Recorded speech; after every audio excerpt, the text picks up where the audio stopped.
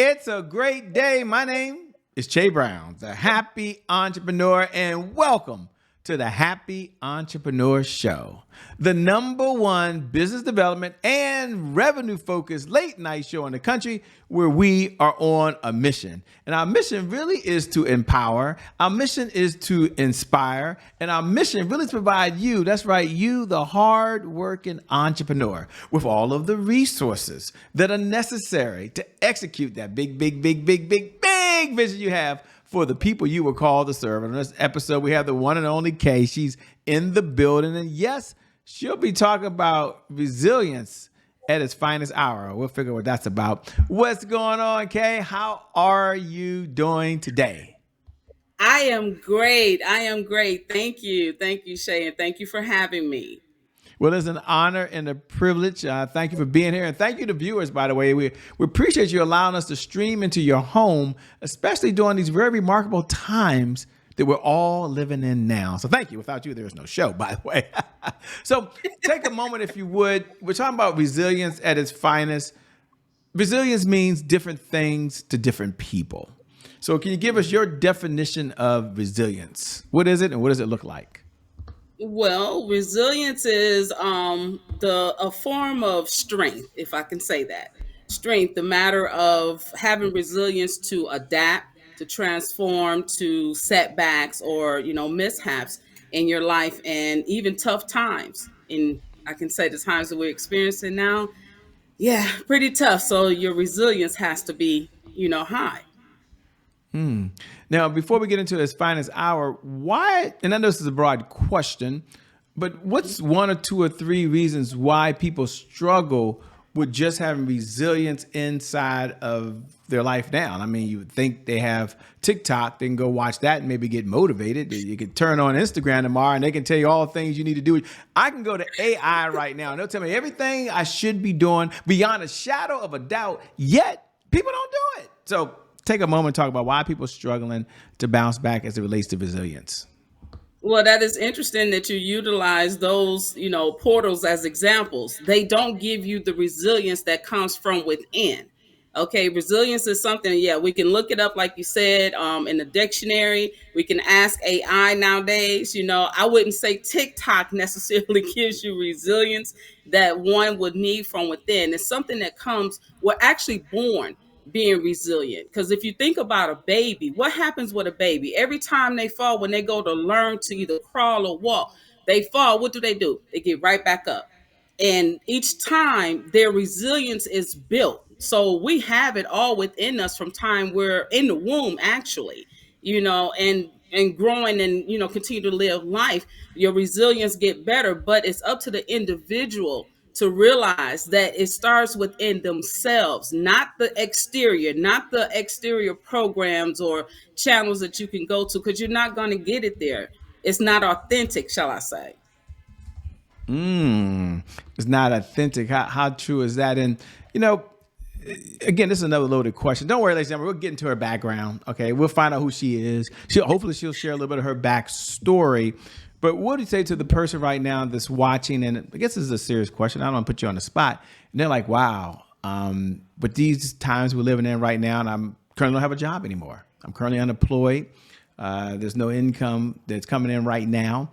And what's maybe one or two things you would share with that person that's watching? Again, this is not a therapy session, ladies and gentlemen, but there may be someone out there right now that this is real, and you leaned in today because you're hoping to get at least some suggestions or a perspective. So here's the question.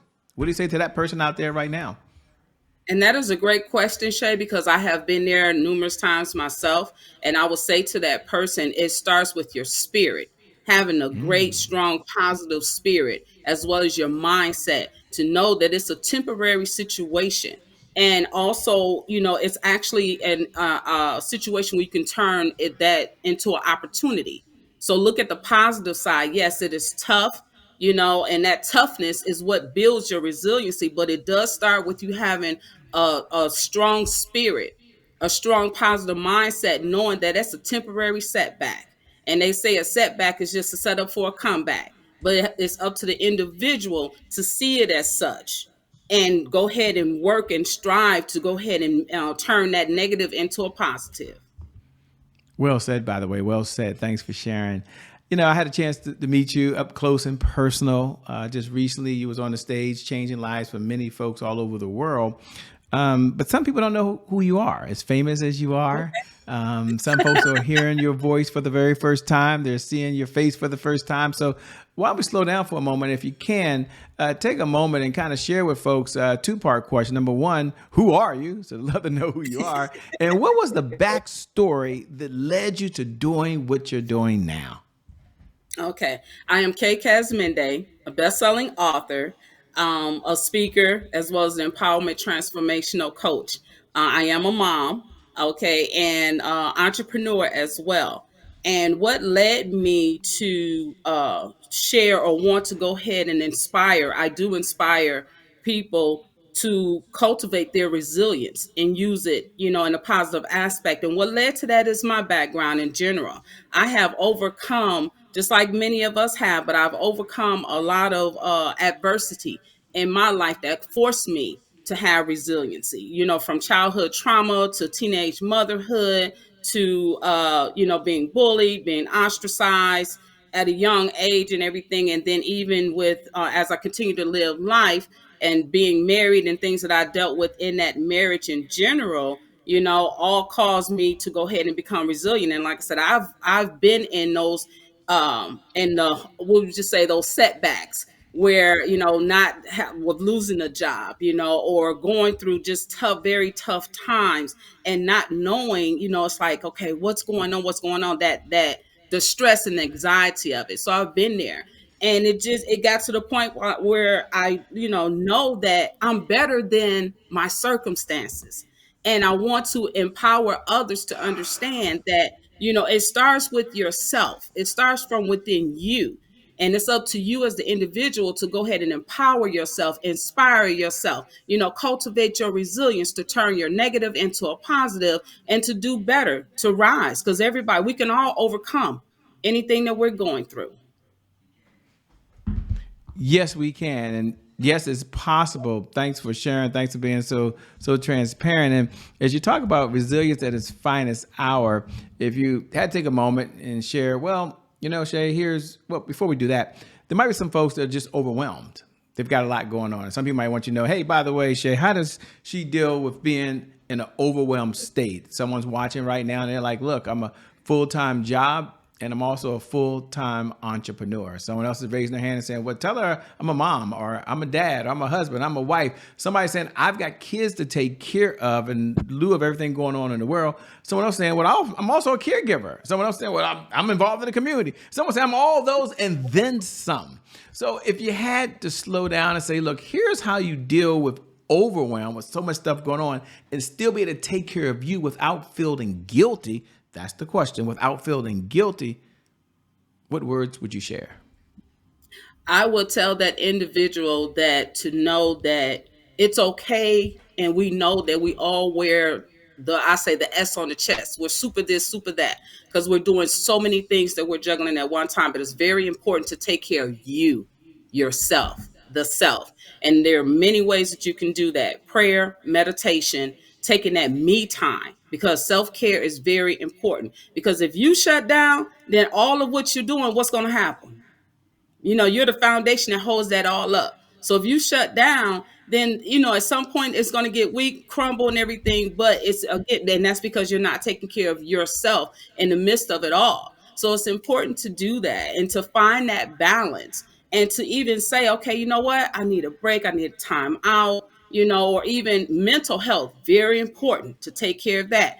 Therapy. Although I'm not a therapist, a licensed therapist myself, I have, of course, consulted others and everything like that. But nonetheless, myself, I spent time in therapy. I spent a year in therapy. I have no problem with admitting that. And it was one of the best decisions that I made because it helped me so much mentally, spiritually, and emotionally. And it And as you were allowed me to saying be able to. that, could I jump in for just a second? I hear your passion, and I don't want to interrupt you, so I apologize. You mentioned you've been to therapy for about a year. And I just want to slow down if we can, because I'm not going to say it across the world, I won't mention any groups, but I'll say in my little circle, and I'm a Christian. Many of you out there might be Christians. You don't have to be to kind of get the point I'm going to make. But the question I'm going to ask you very clearly is, what's the difference going to therapy versus going just to the church and having prayer? And I'll just say in my circle. So don't nobody please don't send me any notes. We're like, wait a minute, we don't do that. That's not what we do. Just in my little circles, not you. So I'm curious, you decided to go, not one time, not two times, he said for a year. So can you just take a moment to talk about from your experience what the difference is and why you made that choice to seek outside help when I'm sure you could just went to the local church or whatever you believe in and could have, got some help as well. What's the Absolutely. difference? I'm just curious. There's Absolutely. this negative And I'm a Christian stigmatization as that's well. really So out there. yes. Yes, I'm a Christian as well. And the difference, both resources are great. Don't get me wrong, both resources are great. But a therapist, you're looking at someone, talking to someone who is non-biased in the situation. And they also have been trained to utilize the techniques and skills to go ahead and help you. Okay. And it's not that I'm not saying that the church doesn't do the same. Okay. That I'm not saying. But there is a difference between having that one-on-one therapy session with your therapist who give you techniques that work and they work for you. They may be tough at first, but they work to benefit you.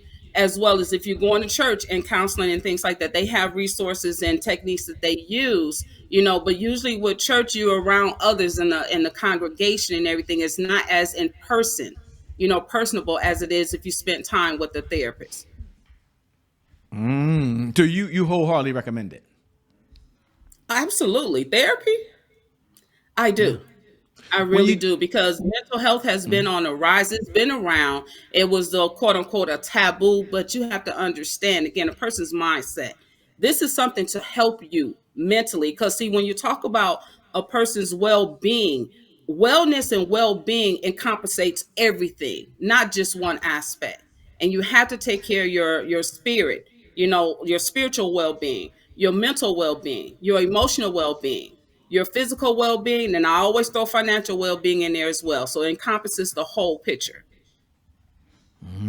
So it's not just one picture; it's the whole picture that all kind of comes together. All right, so but I know you was on a roll and you was telling us a little bit about three things to do when you're overwhelmed, and you mentioned therapy, and then you mentioned a year, and I just wanted to slow you down for a moment. So without you breaking the stride, you was in the middle of talking about how to deal with overwhelm. Yes. I mean, I also meditate.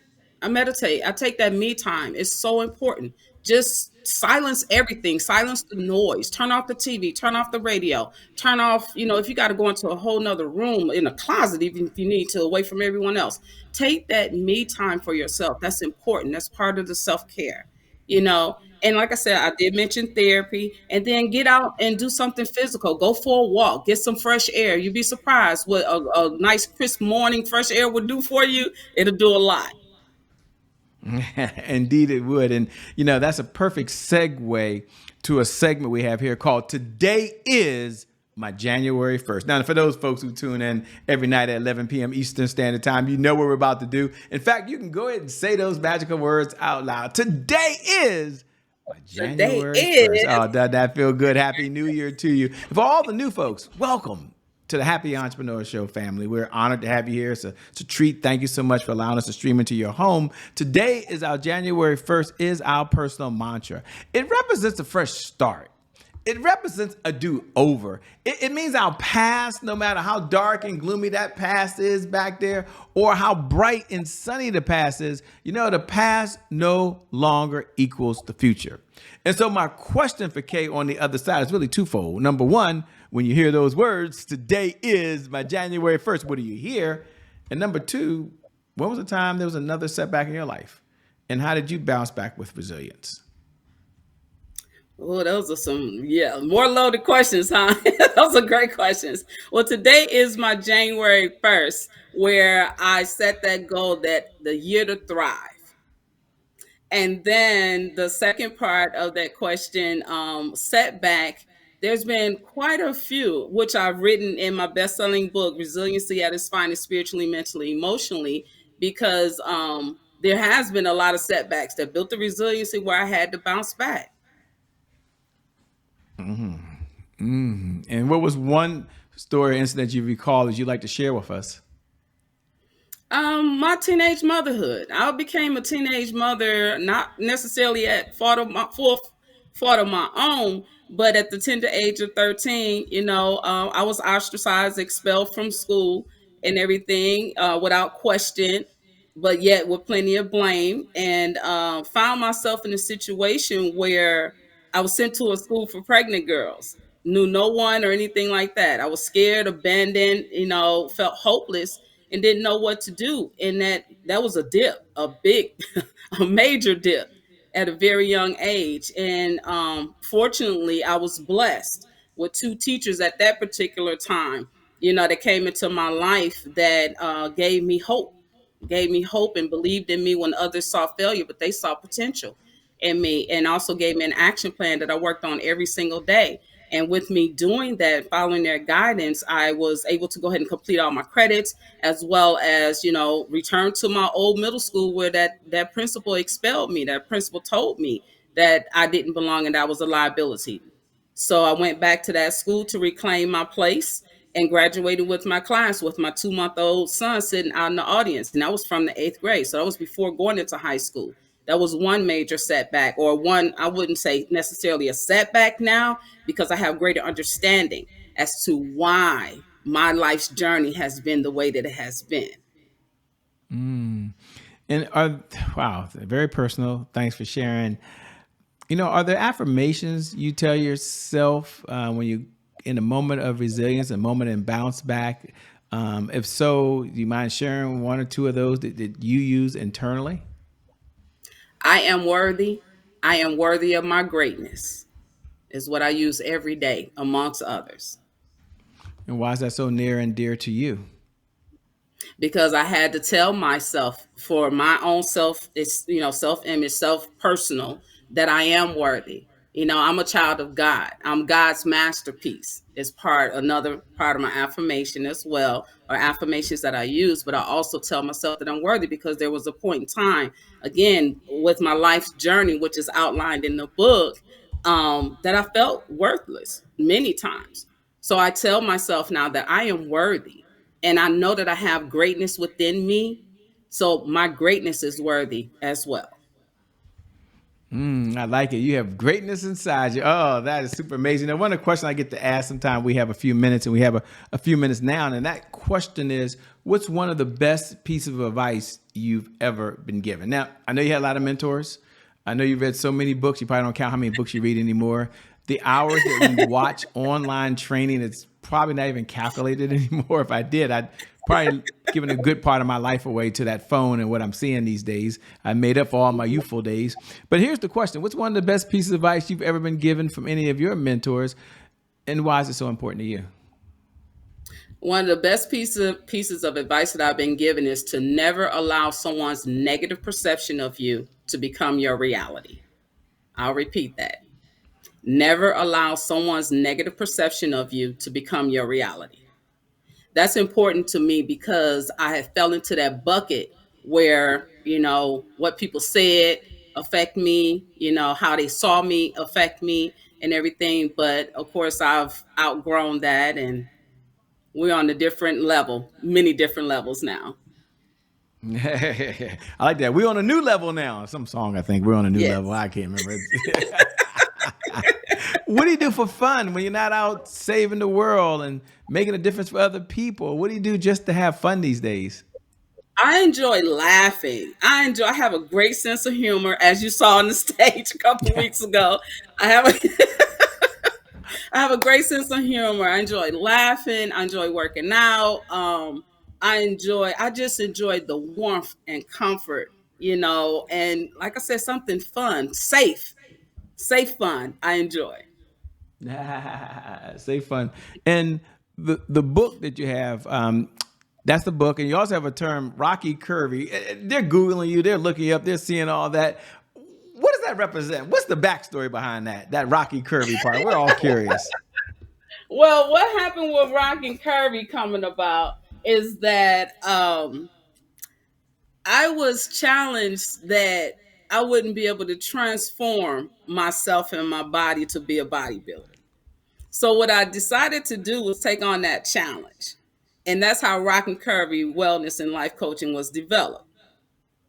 So, and it also stems from, life in general is not a straight line. As we know, it's like this. It can be rock and curvy as well. Mm-hmm. So it all kind of goes together. And then again, with wellness, I believe in wellness being the whole overall picture, not just one. The physical part is fine. And I did, in fact, achieve that goal and everything many times with transforming myself and the bodybuilding aspect too. But that's how RocknKurvy Wellness and Life Coaching came about. And then also with resiliency at its finest, my goal has always my goal has always been to make an impact, to be impactful and memorable. So, and with doing that, making an impact, but helping others and for others to remember, and I want them to remember that's how, she helped me. That's how she made me feel. That's how both of those came about. And like I said, my life's journey and resiliency at its finest, spiritually, mentally, emotionally. Again, as you said, it's Google. You can Google it. It's available on Amazon.com as well as my website. And that book itself tells the story. I love it, by the way. Thanks for all that you do. As we come down the home stretch, a two-part question. Number one, how can folks best connect with you? And number two, are you taking on any clients? And if you are taking on any new clients at your firm, what type of clients are you looking for these days? Okay. Thank you for those questions. People can contact me at kaekazmende.com, which is my website. And there you will find additional information. I can also be reached direct contact or business number 704-900-3502. I am taking on clients as I empower. I'm an empowerment transformational coach, but I specify it working with women that are looking to go ahead and overcome their life's challenges and to discover their self-love, self-worth, and personal power. Because it all starts, like I said, it starts spiritually, but also from within the self. Love it. Thanks for all that you do. You're amazing. You're incredible. Can't wait to see you again face to face. Thank you for being on the Happy Entrepreneur Show. Thank you, Shay. Thank you for having me. And thank you to viewers. Thank you for tuning in, by the way, because without you, well, we don't have a show, by the way. So thanks for allowing us to broadcast or stream directly into your home, or maybe you're listening to us on the podcast right now. We appreciate you as well. And I never get tired of reminding you every night at 11 p.m. Eastern Standard Time that no matter what's going on in your life, no matter what you're going through, by the way, that whether you got hit with the punch you never saw coming, resilience is needed, or you're on the fast lane, you're moving to that next level. Here's what I believe. I believe that today is your January 1st. And because of just that one reason alone, I believe your best is still yet to come. Your best is yet to come. Your best is yet to come. With that being said, my name, by the way, it hasn't changed. It's still Che Brown, the Happy Entrepreneur. Make it a great day, everyone, and we'll make some good things happen. We connect again next time. Peace, Kay. We'll see y'all later. Bye-bye.